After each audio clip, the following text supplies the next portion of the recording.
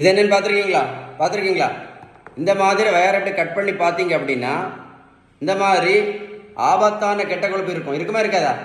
இந்த மாதிரி ஆபத்தான கெட்ட கொழுப்பை 1 கிலோமீட்டர் நடைபயிற்சி மட்டும் பண்ணா இதெல்லாம் கரைஞ்சி போயிருமா? சொல்லுங்களேன். இந்த மாதிரி கொழுப்பு இருக்கும்போது நம்ம சாப்பிடக்கூடிய மாத்திரை இன்சுலின் ஏதாவது வேலை செய்யுமா? சொல்லுங்களேன்.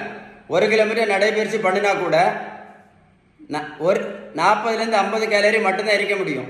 அதில் நடைபயிற்சி மட்டும் பண்ணி எந்த வெயிட்டும் கண்டிப்பாக குறைக்க முடியாது. மருத்துவத்தில் ஸ்டாண்டர்ட் புத்தகம் ஹாரிசன். அந்த புத்தகம் என்ன சொல்ல தெரியுமா? Sugar, pressure, cholesterol, fatty liver, பித்தப்பைக்கல், தைராய்டு, பிசிஓடி, பிசிஓஎஸ், ஹார்மோன் பிரச்சனை, உடல் பருமன், இது எல்லாத்தையும் அவங்க சொல்லக்கூடிய ஒரே ஒரு ட்ரீட்மெண்ட் பேலன்ஸ் டயட்டு மட்டும்தான். கடைசி தான் மாத்திரை.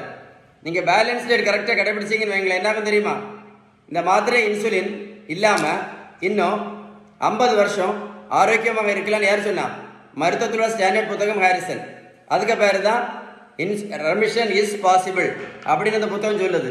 இந்த பெரியவங்களுக்கு பாருங்க 42 கிலோ வெயிட் குறைச்சிருக்கும். 128லேருந்து 86 கிலோ. ப்ரோட்டீன் பவுடரும் கொடுக்கல, மாத்திரையும் கொடுக்கல, சூஸும் கொடுக்கல, ஜூஸும் கொடுக்கல, ஒன்றும் கொடுக்கல. கொடுத்தது எல்லாமே பேலன்ஸ் டயட்டு மட்டும்தான். உங்களுக்கு பேலன்ஸ் டயட் பற்றி ஏதாவது சந்தேகம் இருந்தால் கண்டிப்பாக இந்த நம்பரில் கால் பண்ணி பேசுங்க. இந்த வீடியோ லைக் பண்ணி ஷேர் பண்ணிங்கன்னா நிறைய பேருக்கு யூஸ்ஃபுல்லாக இருக்கும். ஷேர் பண்ணி கொடுங்க. ஓகேவா?